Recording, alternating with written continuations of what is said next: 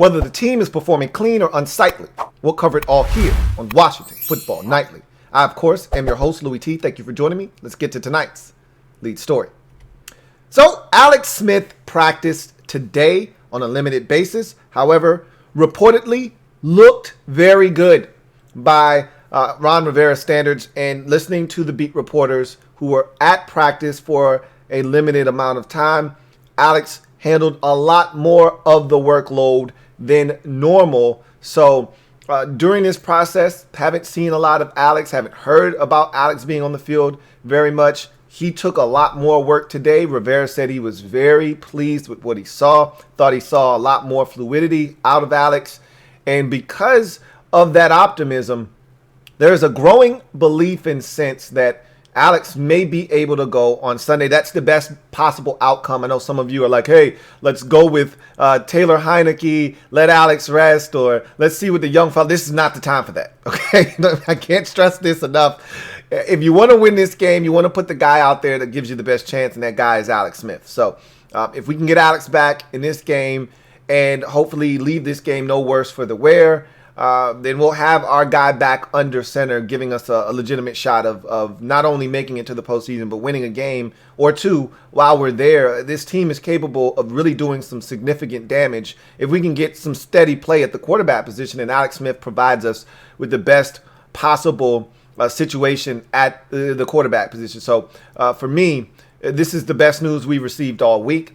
Still don't know what's going on with Terry McLaurin, although there was a brief update on him. We'll talk about that a little bit later on in the show. However, the biggest story of today was the fact that Alex Smith practiced, looked good. Rivera said, look, going to have to see how he does. And we've heard this from Rivera. He's been consistent on this front all season long. Want to see what he looks like tomorrow, how he feels tomorrow, how the calf responds to the heavy workload that he was taking on today. So we're going to continue to monitor this situation as, again, I'm not saying that we won't win if Alex is unable to play. However, I'm a lot less confident about our ability to win the football game. In saying that, I still think this is an opportunity for us to take care of business, and I'll explain why a little bit later on. But I feel a lot better. I'd feel much better if you tell me Alex Smith is ready to go and there are no limitations. I'd feel a lot better about that. Him running the offense, him getting everyone lined up, him getting us into the right plays, into the right checks, him being able to read the defense, him protecting the football, all of the things that come with the steady hand of Alex Smith. You know, we may joke and mock him, dun dun dun, Captain, check that. But at least you know with that comes the security of knowing you're not going to turn it over 4 or 5 times in the game.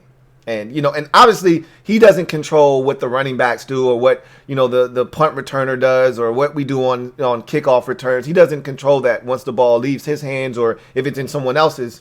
But just from a quarterback standpoint, the last few weeks have been rough because we've turned it over at the quarterback position, whether it be a fumble.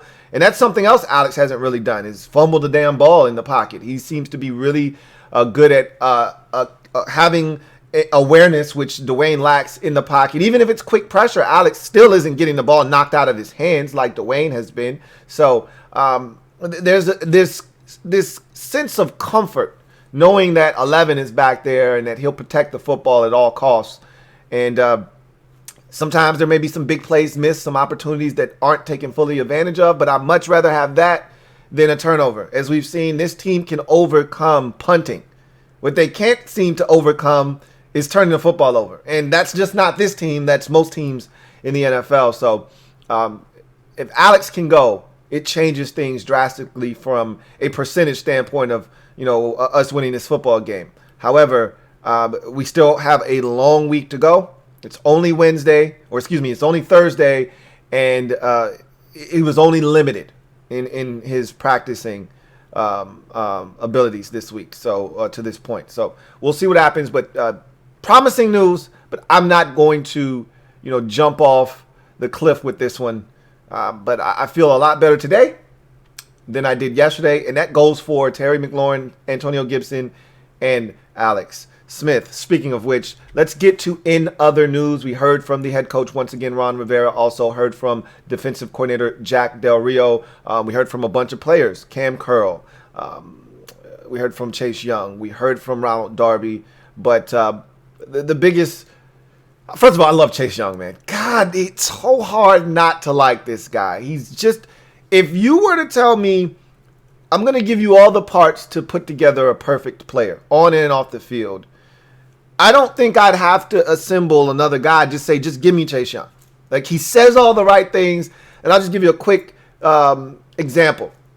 They asked him, hey, you're making plays. You've been elected team captain. You've been elected to the Pro Bowl. Now is the next thing on the checklist to win Defensive Rookie of the Year.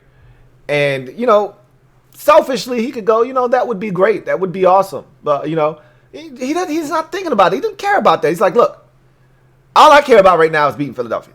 That's the only thing that I'm focused on is Philadelphia.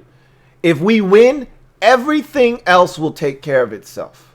I mean, how perfect of an answer is that? He wasn't coached up to say that. That's just the first thing that popped into his head. Like, look, man, if we win and we make it to the playoffs, I'll get more recognition. Like, a lot of people don't understand that. Winning takes care of a lot of different things. And if you win, you get more recognition. I can't begin to describe to you how good of a dude this is on and off the field. Like, we hit a grand slam. We didn't hit a home run with the selecting of Chase Young. And there were some people out there that did not want Chase Young, which is asinine. It was asinine then. It's even more asinine now, seeing the way that he's played on the field this year and seeing how he's handled himself off the field. I remember, and not to go on a Chase Young tangent, because I can do these things sometimes, but I remember when he got hurt in the Cleveland game, he came back on the sideline. He was the absolute biggest cheerleader. The man was hurt. You could tell he wanted to be out there. He was the biggest cheerleader on the sidelines during that game. It was incredible to watch. And I said, man, this guy loves it. He doesn't just love the game. He loves his teammates. He loves being Chase Young. And he's damn good at it. We had a grand slam. Not a home run. A grand slam with this pick. Now we just have to build around him on the defensive side. And we've done a really good job. We've got pieces already. Like, hopefully, one or two more pieces will complete the puzzle on the defensive side. And we could be a really formidable defense for the foreseeable future. And the beauty of it is we still got a lot of these guys with multiple years left on their rookie deals. Deron Payne, 2 years left on that rookie deal if you pick up the fifth-year option, which they're going to do. Montez Sweat, 3 years left on his rookie deal. Pick up that fifth-year option, which they're going to do. Chase Young, on his rookie contract, he's in the first season, 4 more years of Chase Young on a rookie deal, picking up that fifth-year option. The window is absolutely wide-ass open if we make the right decisions this offseason. But I don't want to talk about this offseason because I'm still in the midst of a playoff potential season, and that's what I'm focused on, just like Chase Young. I'm just focused on Philadelphia. But with that said, speaking of Philadelphia, before we get to Ron Rivera, before we get to Jack Del Rio and what they had to say, you know what we do here on this condensed week. We're going to take a look. We would do this anyway, but this is a condensed week. There will be no Friday episode, so you're going to get everything all in one episode today. And so let's take a look at the injury report for both teams. And this is going to change. This is the part that sucks about doing it in a condensed fashion, is because with all of these players that aren't practicing for Philadelphia, things could change drastically. I'm going to give you a little bit of what I'm thinking here, which is a good thing for us if this trend continues. But let's get to the injury reports for both teams. And we start with Washington, obviously. And we talked about Jonathan Allen, non-injury related yesterday, missed practice. I told you it's not a big deal. He'll play full participant today. Don't worry about Jonathan Allen. He shouldn't even be on the injury report. Thomas Davis, he's done. Talked about him yesterday, addressed the media, pretty much announced his retirement on Tuesday, met with the media on Wednesday, and he's not playing anymore. If they don't have to have him, he's not playing. With the addition of Michael Kendricks, Thomas Davis is done in Washington.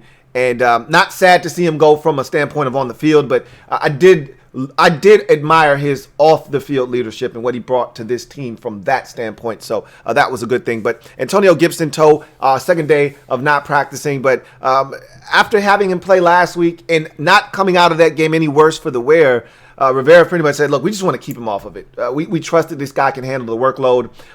We put a lot on his plate earlier in the season, and he's shown us that he can digest everything. So we don't necessarily need the young fella to practice in order for him to go. We know that if we stick him in there and we call a play, he's going to know exactly what to do. So I feel good about Antonio Gibson playing this week despite the DNPs for the first 2 days of the week. Here's a guy that's more interesting, though, and that's Terry McLaurin. I've been adamant that he's not going to play, and I'm sticking to that.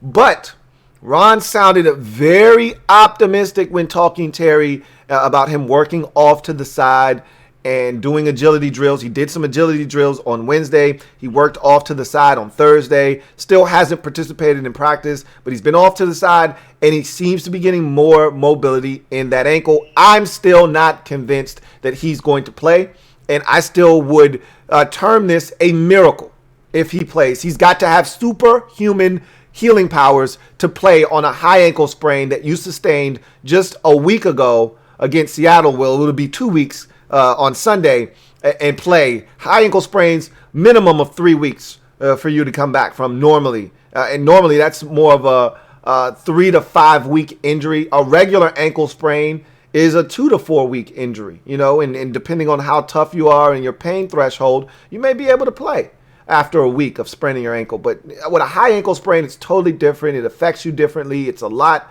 harder to heal that than a regular ankle sprain. And so I don't feel like he's playing in this game, but we'll see. I'm holding out hope, but it's not a lot of hope. I'm just going to tell you that right now. Wes Schweitzer and his hip, got no doubts. I told you this last week when he was missing practice. Got no doubts Wes Schweitzer is going to play. And again, this is why last week was so important. A guy like Wes Schweitzer could definitely use a week off. Terry McLaurin, Antonio Gibson, the list goes on and on. But that's water under the bridge, not bridge under the water, okay? It's water under the bridge because we lost that game. Now we have to find a way to make do with what we have, and all hands on deck, and guys that are banged up and could use some rest, they're going to have to give it a go. And Wes Schweitzer is in that category. Alex Smith, talked about him already, limited day of practice, which is a great sign on a Thursday. Now we can see if they can ramp it up to a full day of practice on Friday. If they do that, expect Alex to go. If Alex is, regresses, and remember, tomorrow, it's supposed to be snowy outside potentially. Definitely going to rain tomorrow, which would force them into the bubble. Rivera has talked about how he doesn't like the surface. When you're on an artificial surface, it's a lot harder on the joints and your bones. So we could see Alex go back to DNP tomorrow and not have anything be wrong other than we just want to protect Alex's calf on the hard surface inside in the bubble. So keep that in mind as well. If there's inclement weather, Washington will go back inside, and that may not bode well for Alex getting the type of reps we would like it to see him get on Friday. Kevin Pierre-Louis and his ankle, I'm growing more optimistic that he'll be able to go. Remember, he sustained the ankle injury against San Francisco a couple of weeks ago. Didn't play against Seattle and didn't play against Carolina last week. I wouldn't be shocked to see Kevin Pierre-Louis go this week. I'm holding out hope that he can come back and help. And then Tim Settle, shoulder injury. I have no doubts Tim's going to play. When I first heard about the injury yesterday and he was a limited participant, I said, oh, that's going to be fine. Tim's going to play, and he's a full participant today, so have no doubts about Tim Settle barring any kind of setback. As we go from Washington to Philadelphia, this is encouraging, okay? When you look at this list of guys, this is very encouraging. Let's go through this list. And I'm going to tell you the meaning behind this and why I'm really encouraged and enthused by looking at this. So, Derek Barnett, calf injury, did not practice Monday and Thursday. Sean Bradley, linebacker, neck, DNP, Wednesday, Thursday. Fletcher Cox, that's a big one. Neck, DNP, Wednesday, Thursday. Dallas Goedert, calf, DNP, Wednesday, Thursday. Deshaun Jackson, it doesn't take much to get him out of the lineup. Ankle, DNP, Wednesday, Thursday. Michael Jaquette, calf muscle, limited on Thursday after a DNP on Wednesday. We want to see him in the lineup because he's been lambasted and torched the last couple of weeks Teams have gone after him. I'd love to have my opportunity to go after Michael Jaquette. That's the guy that I was telling you about yesterday. Jordan Mailata, their tackle, who is the backup to the backup tackle, has a concussion. More likely than not, he's out. Remember, all of this is taking place in Week 17. I'll talk about the significance of that here in a second. Richard Rodgers, tight end. So remember, Dallas Goedert is already up here as a calf injury, hasn't practiced all week. Now you're taking away the third option. Remember, there's 3 tight ends in Philadelphia. All of them have been really solid pass catchers this year. Obviously, you've got Dallas Goedert and you've got Zach Ertz. But then Richard Rodgers, the guy that we had in camp earlier, has gone to Philadelphia and has played well at times. He's dealing with an ankle. DNP on Wednesday, DNP on Thursday as well. Quez Watkins, rookie wide receiver, dealing with some ribs. He did practice on a limited basis on Thursday, so that kind of bodes well. He's trending towards potentially playing. We'll see about that. Duke Riley, linebacker, biceps injury, limited on both Wednesday and Thursday. That means he's probably trending in the direction of playing. Jalen Mills, illness, DNP on Thursday. That's something to keep an eye on. He's been one of their better secondary members this season at the safety position. Illness in Week 17. Don't have anything to play for. We'll see about that. And then Miles Sanders, knee injury, limited on Thursday. We didn't see him the first time. Remember, we missed Miles Sanders. Remember, I told you I thought he was going to play. He didn't make the trip to Washington, and we were able to dodge Miles Sanders the first time around. I'd love to dodge him again the second time around, but we'll see. I think he's going to play. Personally, we'll see what happens with Miles Sanders in this final game. So here's what I want to talk about. As you see this list of a bunch of guys, and a lot of these guys are impactful players: Derek Barnett, Fletcher Cox, Dallas Goedert, Deshaun Jackson, Jordan Mailata, Richard Rodgers even. These are all impactful guys, and then throw Jalen Mills in the mix with the illness, even though he could overcome that by Sunday night. These are all impactful names, guys that are key contributors on this football team for where they are at this point of the season. This is the thing that you have to love about a Week 17 matchup against a team that's not in it, that's just solely playing off of love of the game, pride, and, trying to spoil someone else's party, is that you got a bunch of veteran players here. These aren't young guys. Like Sean Bradley is a young guy, all right? Michael Jaquette is a young guy, so they may try to push it and play. But when you're talking Derek Barnett, Fletcher Cox, Dallas Goedert, Deshaun Jackson, these guys aren't interested in playing in a game at 4-10-1 in Week 17. They're not interested in this shit. Deshaun Jackson came back last week. Why? Because if they won against Dallas, this game would have been for the division. That's why they were interested in playing last week. There was something on the line. There's nothing on the line. When you're a veteran, you could give 2 shits about this game. Seriously.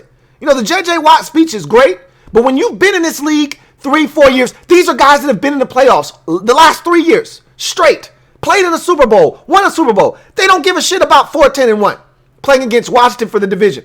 They're not in the division race. They don't want to put their bodies on the line here. So you could see a guy like Derek Barnett that might have been able to push through a calf injury and give it a go if this were for the division. He's not looking to push through anything at this point. It's Week 17. I'm ready to go home. Fletcher Cox, I got a neck injury. I'm not looking to push through a neck for Week 17 to stop Washington to go to the playoffs. I'm looking to get my neck right for the offseason to get ready for next year. Same with Dallas Goedert. I got a calf. I've been battling injuries all season long. I'm not looking to push through a Week 17 calf injury to try to stop Washington from going to the playoffs. That's not how these guys usually are wired. And I said the same thing about Christian McCaffrey last week. Like, if you're Carolina, why would you even play him? And they're not. Same thing with Cincinnati and Joe Mixon. If you're not playing any meaningful football, why the hell would you risk guys that are a part of your future in a meaningless Week 16 or 17 game? Here we are with a bunch of guys, Deshaun Jackson, and even if Deshaun could play, he's not going to be locked in. Deshaun does not care. Deshaun is a double-digit year veteran in this league. He could care less, could Deshaun Jackson, about a Week 17 game in which they are 4-10-1 heading into this game. If he's got an ankle, Deshaun's not looking to push that ankle. Okay? It's hard enough to get Deshaun to push an ankle when you're 6-3. When you're 3-3 and you need him. So 4-10-1, you think Deshaun Jackson's trying to get out there and push it? To hell with that. So I really feel like we're in a tremendous situation with all the injuries that they have. It's tough to convince a veteran that he can go with a calf in week 17 when you're 4-10-1. It's hard to convince a veteran to go with a neck when you're 4-10-1 in week 17 and you got nothing to play for. Yeah, the other team has a chance to clinch. If they clinch, so be it. I am not risking my body when I'm already banged up to stop a team from going to the postseason. So if you're healthy, that's one thing. If you're banged up, nah, we're good. So I could easily see, 1, 2, 3, 4, 5, 6, 7, 8 DNPs on Thursday for the Eagles. 8 of them. Of the 8, 1, 2, 3, 4, 5, 6 of them are highly significant. Of the 6 that are highly significant, I could see 4 or 5 of them not playing in this game. I think Jalen Mills ultimately will play. And if you pushed it, maybe Dallas Goedert. But I don't see Fletcher Cox, Deshaun Jackson, or Derek Barnett playing in this game, or Jordan Mailata with a concussion. But I don't think Dallas Goedert's playing with the calf either. Honestly, the only DNP from Thursday that I see giving it a go is Jalen Mills, because he's got an illness. It's not actually a physical ailment. It's an illness, and he's physically ill, but it's not something that he's got to push. If he's good by Saturday, he's over whatever he's got going on, by Saturday, he'll be in there on Sunday. So it'd be great to have Miles Sanders not go either, with the knee injury. It'd be great to have him, but he's limited today. I suspect he'll play. He didn't play against us the first time. I think he'll get out there, but Friday will be telling. Now, even though there won't be a video coming your way, I will be monitoring this on Friday and I will tweet about it and I will post about it if, in fact, a lot of these DNPs hold up and they don't practice on Friday. That bodes well for us, guys. And it's week 17. They got nothing to play for. That really bodes well for us because these are veteran players. They have no interest in this game, honestly speaking. It's the young guys. That's why Carolina was such a problem for us. There are a bunch of young guys that don't know any better. They just want to play ball. You got veterans that have been to the Super Bowl. This shit doesn't matter to them. So it's a lot different. The Giants would have been a much tougher task in week 17 because they got a bunch of young guys that just don't give a shit. This Eagles team, they're a veteran group. They don't care about week 17 at 4-10-1. They don't. So I think we're in a really good spot. I really firmly, truly believe that. So with that said, let's get to what Ron Rivera and Jack Del Rio had to say quickly, and then we'll get to our keys to the game and get out of here. So Ron, I thought, said some really good things today. Mainly he talked about Ronald Darby. That's the first thing I want to jump on before I forget. Talked about Ronald Darby's play this season and said, look, he's been the most consistent corner we've had this season. And, when he said that, I had to think about it for a second because, the first thing that jumps out at you are all the interceptions by Kendall Fuller when he first got back. It was a stretch there, like the first 3 or 4 games back. Man had like 4 interceptions in the first, 4 or 5 games that he was back after the injury. Remember, Fuller didn't play in the first 2 weeks of the season, and he came back against Cleveland, and that was his first action in week 3, and he immediately had an impact. But then when I thought about it, I'm like, yeah, Fuller's been the guy that's made the big plays with the interceptions, but Darby has had the up and down roller coaster season that Fuller has had at times. Fuller was awful in the Detroit game. Fuller had his issues in the Steelers game, missing some tackles and things of that nature. Darby's been pretty consistent. Darby had the one play against Philadelphia in week 1. Darby had the Dallas game, which might have been his worst game, but I thought he did some really good things in that Dallas game too. He had that 4th and 1 stop where they decided to throw it to Amari Cooper and he was all over him. Might have even been there early. They didn't call it. I'll take it. I mean, he did some really good things in that game, did Darby. So even though he got beat over the top and had a pass interference, like when you kind of take it, the totality of everything, yeah, Darby probably has been. That's probably an accurate statement. Our most consistent corner this season, and so that was refreshing to hear. Will they pony up and pay him this offseason? Well, we'll see. That just because he's been consistent doesn't mean they're going to pay him what he thinks he's worth. Darby talked about, the lack of interceptions being something that is troubling him because, in this league you get paid off of stats. That's how you get paid. You get paid off of Pro Bowls. You get paid off of interceptions. You get paid off of sacks. That's what you get paid off of in this league. It's amazing how something so, trivial like stats could determine how much you get paid. But that's the metric that they use in this league is your stats. Ryan Kerrigan is among the best sack, total guys in the league. You're behind like J.J. Watt and, Khalil Mack or something, throw out some random stat like that. In the last 5 seasons, no one's been more consistent than Ryan Kerrigan. We all know that Kerrigan's okay. He's not a world beater, but that's what his age is going to tell. The next team, look at Ryan Kerrigan's numbers. Got to pay this guy.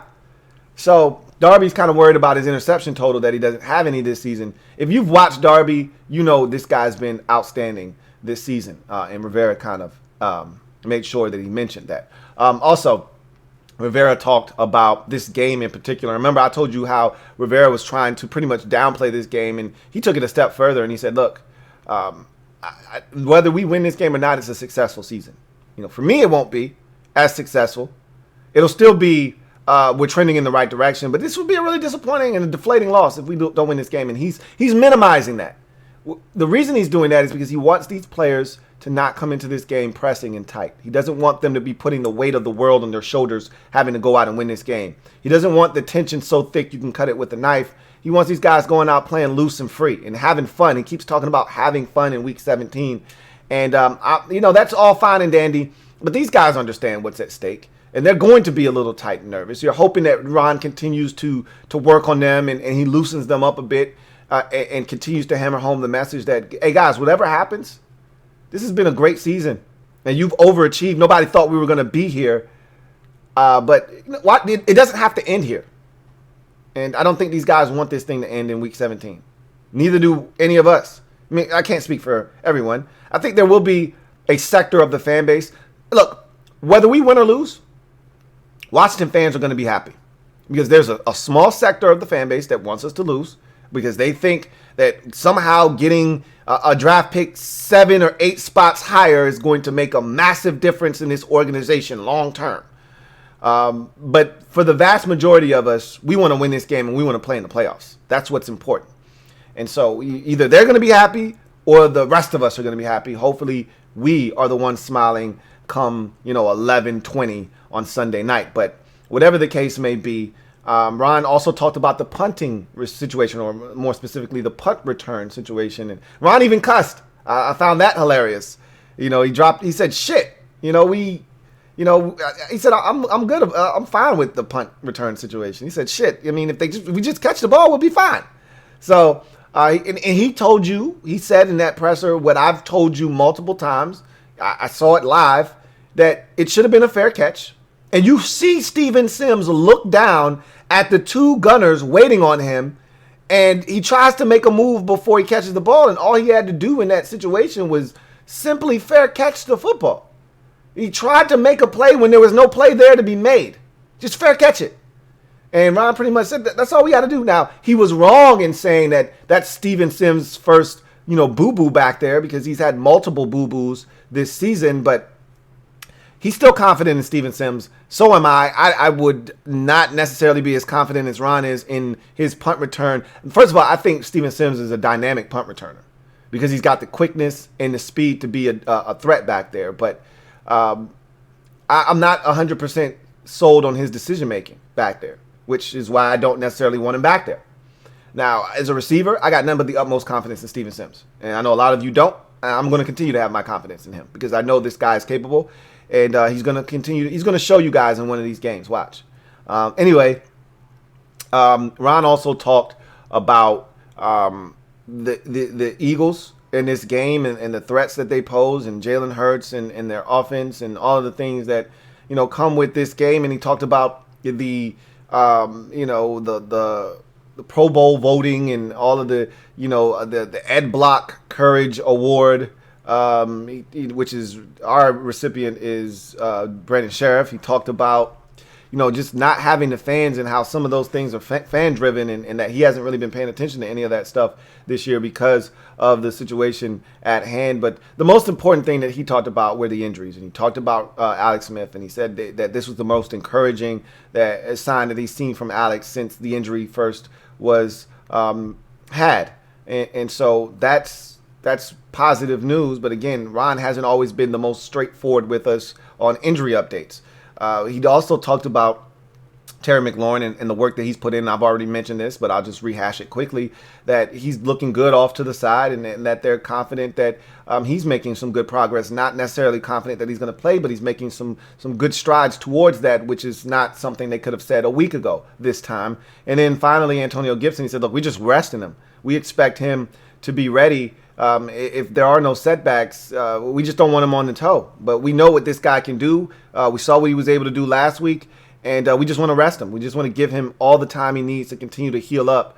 If he doesn't need to put any pressure on that toe, then we're not going to ask him to do that. But once it becomes game time, we think this guy's going to be ready to go. And he did say Lamar Miller is taking reps just in the event, in case of the event that something were to happen to Antonio Gibson, he can't go, or one of our backs is down. They'll have Lamar Miller ready to go. So that's something else that Ron also mentioned. He briefly talked about the injured guys. He talked about Thaddeus Moss. He talked about Ryan Anderson. He talked about some of the guys that have been banged up this year that are rehabbing, things of that nature, and how they've been working hard to try to get back. And that was cool. But at the end of the day, some of those guys aren't even going to be here next year, most notably Ryan Anderson. So I thought that was interesting what Ron had to say on that front. You then switch your focus to Jack Del Rio, and the main theme of his presser was that this is a dangerous Eagles offense. Jalen Hurts provides a different challenge than Carson Wentz because of his ability to use his legs. He said, look, it's not something that is abnormal. It's not something we haven't seen already this season. More and more teams are using the kind of offense that the Eagles are, deploying with Hurts under center. But at the end of the day, we're going to have to be on our P's and Q's, Y's and Z's with this guy out there because he's dangerous. And he's a gamer. And Del Rio said, I followed this guy's career since Alabama, so I know what he's capable of. And we're going to have to be ready. And we'll see what happens. But, we feel really good. He talked about Chase and Montez and their growth this season, and talked about, all the things that, he didn't expect from or didn't, anticipate getting out of Chase that he's gotten in his rookie season, and the leadership and, just how fast he's been able to get everybody to buy into, all the things that are going on. And, he thinks that the world of Chase and Montez. He said these guys are both awesome football players that are only going to get better. They're just scratching the surface. He talked about Cameron Curl and his ability to just be in the right place at the right time. He said that's what happens when you're always playing hard. When you're always running to the football, good things happen. And he's been pleasantly surprised by the play of Cameron Curl. I think we all have with what he's provided this defense this season. So with that said, I want to now go and get to this final outcome for this game.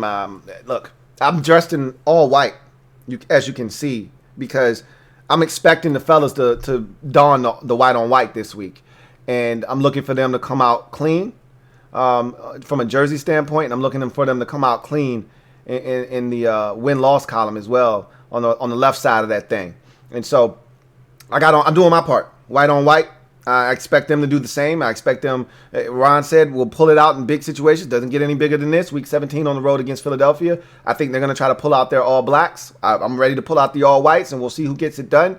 But at the end of the day, it's not about the uniforms. It's about the guys in the uniforms that are going to make the difference in this football game. And so that's what I want to talk about here as we get to the keys to the game. We always start on the defensive side because, as we've talked about all season long, the defense is what powers this football team. As they go, we go. If they take care of business, we're going to win this football game. And so I want to start with Washington's D versus Philadelphia's O. And there, we the first key to the game, and I think this is imperative. Not necessarily if we don't do this, we won't win, but I think it is imperative that we do that if we want this to be a much easier path to victory. Start fast. And so I use this term, start fast, as loosely as possible. What do I mean by that? Like, everyone's focusing in on the first possession of the game offensively. We'll talk about that here in a second. But and the slow starts point-wise, point production from the offense, this, that, and the third. I just want to see this defense start fast from this standpoint because last week against Carolina, the defense did start fast. You know, you got the stop on fourth down that gave the offense great field position. You then got another stop defensively, and then you got another stop defensively. And the offense had some tremendous starting field position, and they blew it in this game. And it was after the third stop to start this game. Remember, this was a 0-0 game going into the second quarter. And then you get the fumble. You know, the fumble by Steven Sims, and it changed everything. Really, the fumble by Dwayne halted all the momentum that we had early in the game. So, you know, start fast. You know, last week I thought we actually did start fast defensively. But, you know, we did let the Panthers get some first downs. And then we were able to stall out their drives. Let's not even do that. You know, let's get off the field early. Let's force a 3 and out. Let's force an early turnover. You know, I want this to feel like the Dallas game the first time around when we dominated Dallas and we were up, you know, 20-3 at halftime or 23-3 at halftime or whatever the score was. I think it was 23-3 at the halftime break. It might have been because it was 22-3 at the halftime break. We scored a field goal in the second half and won 25-3. I want it to feel like that at half. Like, I want to be total domination. I don't want this team to feel like they've got a shot. That's why starting fast. And when I say I use this term loosely, because look, starting fast for us is the score might be 7-6 at halftime. That's a fast start for us. We're not down by double digits. We're not trailing, 13-6 at halftime. We're not trailing 14-3. That's a fast start. If it's 7-6, we're up. It's a fast start for us. Unfortunately, that's a fast start. But, we just need to come out of the gates, come out of the blocks, guns a-blazing on both sides of the football, including the defense. They're going to set the tone for this football game. If they come out and they establish themselves, hopefully we win the toss and we defer. The Eagles get the rock first, and we force the early 3 and out. That would be the best possible scenario to start this game off. Force a 3 and out, and then the offense take the football and they march it right down the field. Whether it's a field goal or a touchdown, whatever, it'd be great to put some points up early. Because really what you're looking to do is you're looking to take any bit of confidence from the Eagles early. You want their heart in your hand at halftime. You really want to take it to these boys early and not give them a chance to gain confidence and feel like, hey, we can do this. And the way to do that, the best way to do that is to start fast. Next key, defensively, contain Jalen Hurts. Here's a guy that against the Saints in his first start in the league ran for over 100 yards. All right, this is a guy that is fully capable of impacting the game, not just with his arm, but also with his legs. And he can do it very, very sneakily. Like, this is a guy that he's not one of these, eccentric, dynamic athletes back there, but he can get it done, man. You don't contain him. He did it against the Saints, he did it against the Cardinals, and he did it last week against the Cowboys as well. Like, this is a guy that will run the football if you do not stay at home. And he can make some big plays. He can break your back. Similar to what I said last week with Teddy Bridgewater and even the week before that against Russell Wilson, we have got to contain the quarterback. I thought we actually did a pretty damn good job last week. And he's closer to Teddy Bridgewater than he is Russell Wilson in that regard in terms of scrambling. But make no mistake about it. He, to me, is a bit more dynamic than Teddy Bridgewater as a runner. But not much more. You know what I mean? He's not Russell Wilson, but he could hurt you like Russ hurt us. So we've got to be mindful of him. We cannot get out of our rush lanes. We cannot lose contain. We cannot open up massive gaps, in spaces in the A or B gap. He will exploit those if he doesn't like what he sees down the field. Guys have to be more mindful of where he is, but you also have to plaster to your receiver when he scrambles out of the pocket. When he leaves the pocket, a lot of times he's still looking to extend to throw. And if you're not, he did it last week with Deshaun Jackson, got outside the pocket and then threw a 50-yard bomb in the air, and Deshaun took it another 25 yards into the end zone for like an 81-yard touchdown. If you're not careful, you can get blessed very quickly. We have to be mindful of what this guy is capable of in and outside of the pocket with his arm and also with his legs.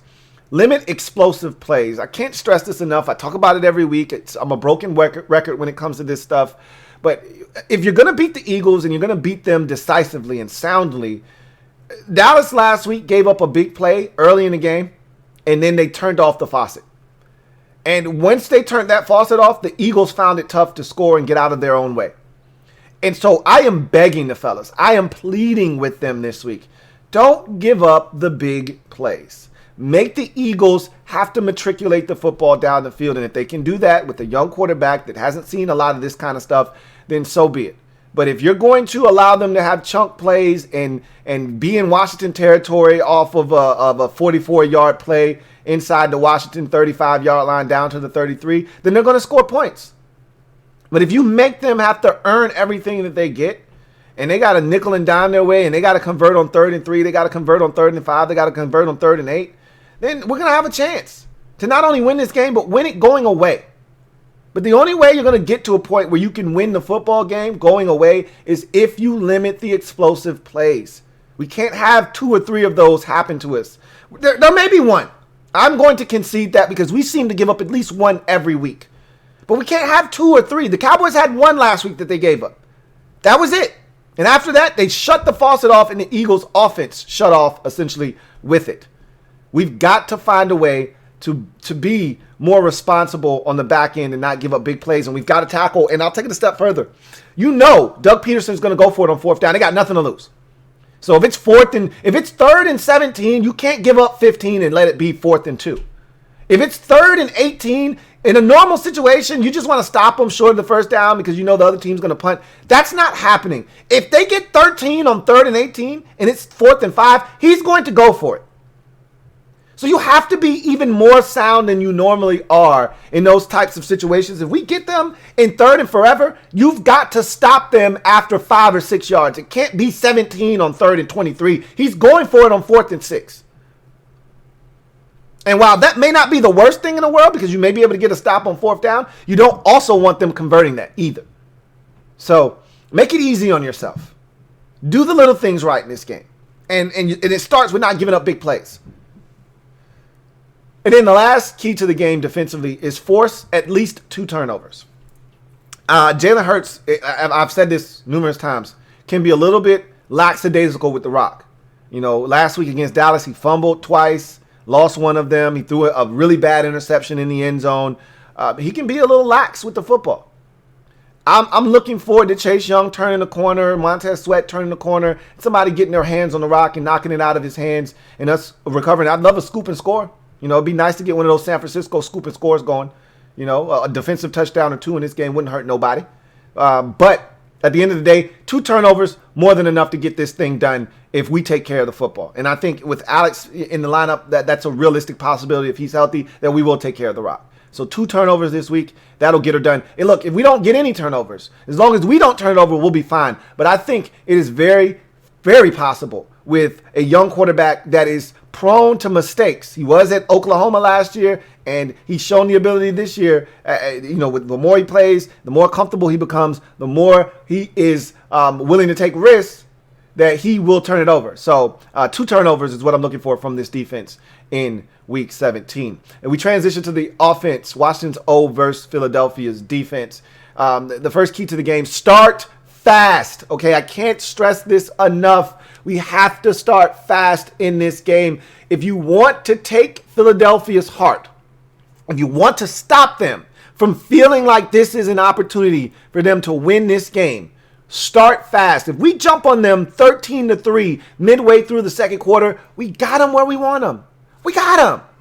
If this score at halftime is 7-6, I'll feel good about that just from the standpoint of what we've done in second halves in the past this season.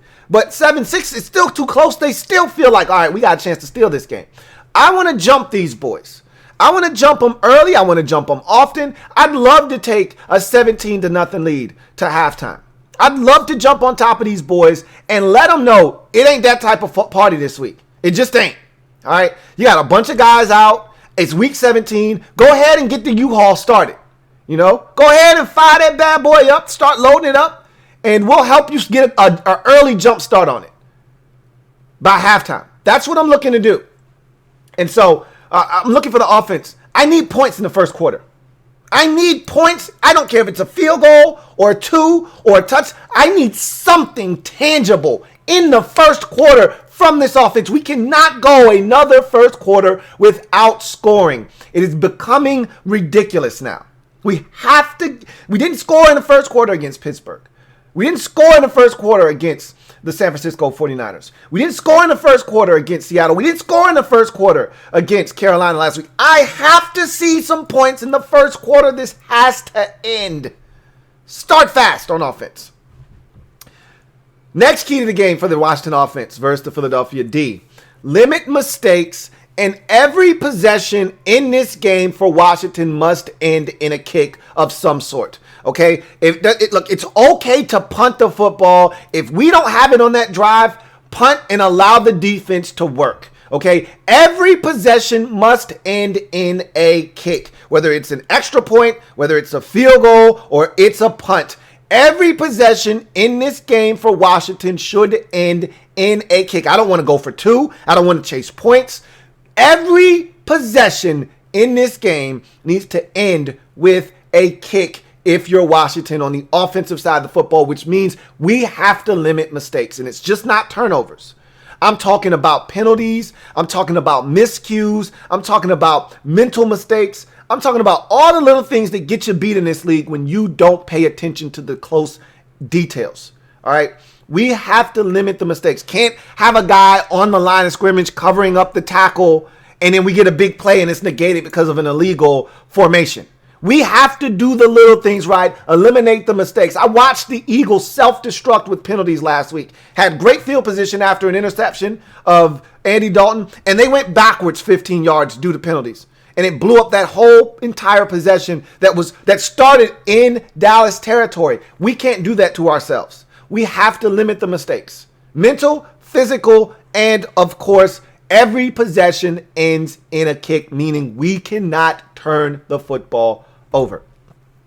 The next key to the game, the offensive line has to be big in this game. I need the offensive line to step up. I don't know if there'll be Fletcher Cox. I don't know if there'll be a Derek Barnett or not in this game. If not, that's great.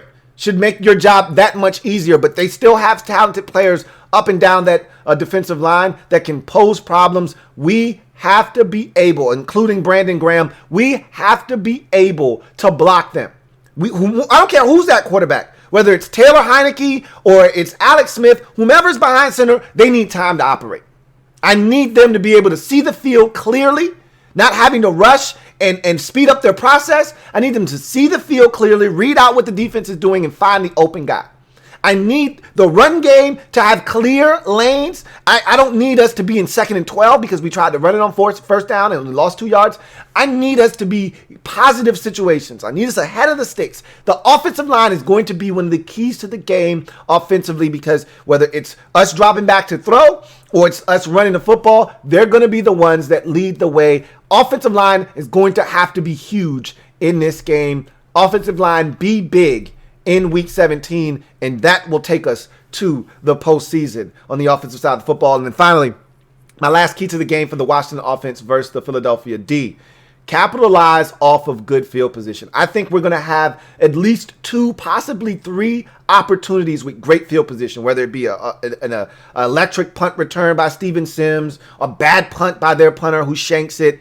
The defense creates a turnover, and we start with great field position, whether it's in our field position or in Philadelphia territory to start the possession off, or we force a 3-and-out deep in Philadelphia's own territory. They got a punt deep in their own territory, and we get great field position from that. I think we're going to have at least 3 opportunities with some great starting field position, and we got to take advantage of it. Every single time we get these opportunities, last week I thought we started out the game with tremendous field position, and I kept saying to myself, we just squandered 2 excellent field position opportunities. This is going to come back to haunt us, and it did.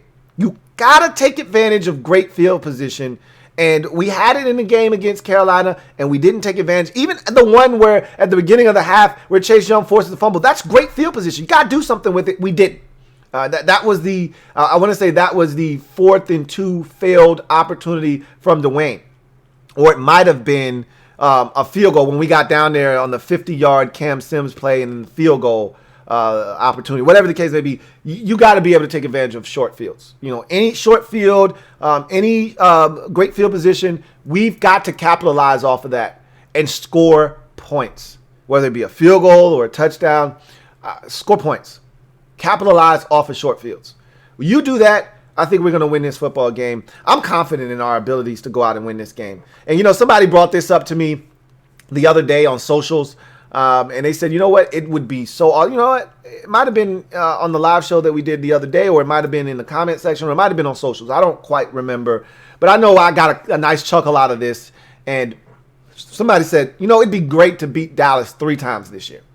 We swept them already. And if they win, which I think they're going to win, on Sunday at 1 o'clock versus the Giants, and they're sitting there with all their hopes up thinking we can get in this thing and we can do some damage, it'd be so sweet. I mean, so sweet if we could just beat these boys one more time by beating the Eagles and letting them get their hopes all the way up and then watching those things fall so flat to the ground. That'd be awesome. It'd be epic. And they're due for some of that. They're due for some heartbreak, or the Cowboys. It's time for us to experience. We've been waiting 5 years to go back to the show. We got a chance to get in the dance. We got our ticket. All we got to do is take it to the bouncer at the front of the establishment to get in. We've had this ticket for the last 3 weeks. It's time for us to take the ticket out of our back pocket and walk it right up to that bouncer and get in. And it'd be great if the Cowboys say, hey, I thought you were going to give us that ticket. No, that's our ticket. We're going to use it. You go home and you watch us play. So I love nothing more than to squash the hopes of the Cowboys, who all of a sudden feel like it's destiny that they make it to the playoffs. No, it's not destiny. It's our time to shine. And I said all of that to say this.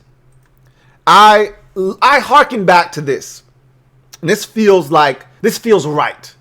So you're going to see that point total and say, whoa, Louie T, what are you doing right now? 31? Shit, we've only scored 30 plus twice this season. Wait, once this season. Okay, that was the Dallas game. We skipped 30 and went to 40.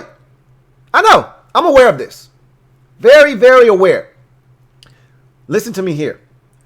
The last 3 out of 5 times that we've clinched a playoff berth, it's come on the road at Philadelphia. Or let me rephrase that. The last 3 out of 5 times that we've had a chance to clinch late in the season, clinch a division or clinch a playoff berth, it's come at Philadelphia on the road late in the season. You got to go all the way back to 2005 for the first time. All right. That was the Sean Taylor scoop up game. All whites, which I think will be dawning again, which will bring back all the warm and fuzzies. All whites. That's the Sean Taylor scoop and score game. Do you remember that game? I know a lot of you don't. No Donovan McNabb in that game. He was injured already. It's a rough season for the Eagles that year. They weren't a good team.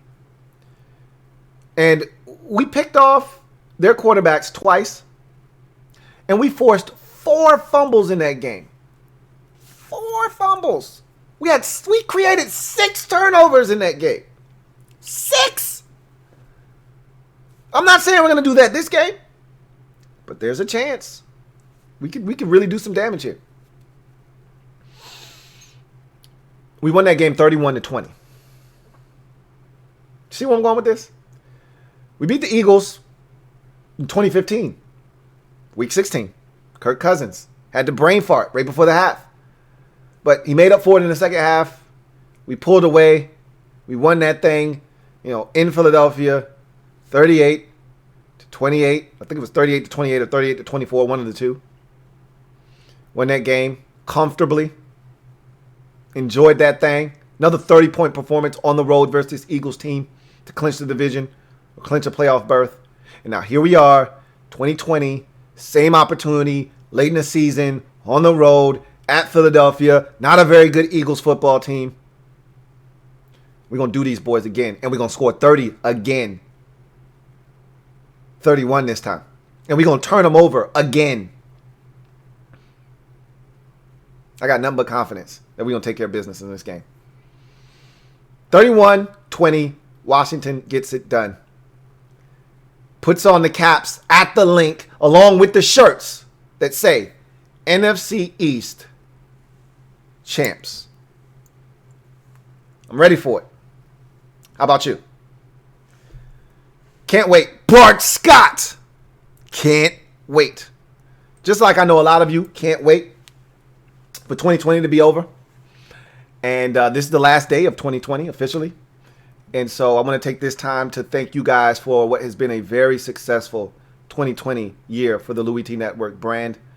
It wouldn't have happened without you guys. So sincerely, from the bottom of my heart, I thank you guys for all the success that is taking place here with this channel, with this brand, and all the things that I've been able to do is because of you guys. So I can't thank you guys enough for all that you do, all the time and the effort and the energy and the resources that you pour into this brand. And from me and mine to you and yours, happy holidays, happy New Year's, and may 2021 bring blessings upon blessings for you and yours. May it be a much better, more enjoyable year for all of us, but in particular for you and your family and those that you love and care about. May it be a more fruitful year. Happy New Year to all of you. And hopefully with this new year comes a new football team. One that makes the playoffs and is a force to be reckoned with in the NFC East, in the NFC Conference. To making the playoffs and having this become a regular occurrence. Cheers. I'll see you guys on Sunday after the dub. We'll be celebrating like mad men and women. I'm your man, Louie T. And this has been Washington Football Nightly. If you haven't already done so, make sure you subscribe to the Louie T Network for more great content. Turn on that notification bell so you don't miss a thing. And hit that like button if you haven't already done so as well. Want your predictions, score more, down in the bottom of this video, in the comment section. Can't wait to read them. And hopefully, we're hoisting that NFC East trophy. I'll see you guys next time. Washington Football Nightly. Maybe for the last time this season. Hopefully not. But you guys take care and enjoy the new year and be safe. I'll see you next time. Here comes the diesel. Here comes the diesel. There's the snap. Hand to Riggins. Good hold. He's got the first down to the 40. He's gone. The 35.